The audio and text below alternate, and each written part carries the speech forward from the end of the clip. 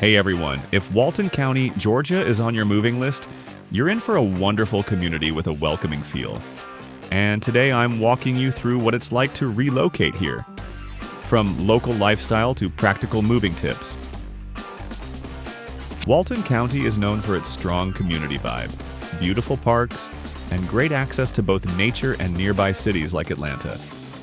Whether you're raising a family, enjoying retirement, or relocating for work, this area blends a relaxed pace with everyday convenience. When planning your move here, logistics are usually straightforward. Most neighborhoods have wide, mover-friendly streets and easy access for trucks. Still, coordinating with your moving team ahead of time, especially for large furniture or tight driveways, keeps things smooth on the big day. A couple of smart tips: start packing early and label every box by room. It makes unpacking so much easier. If you're working with professional movers, let them know about heavy or delicate items ahead of time so they can bring the right gear and plan their strategy.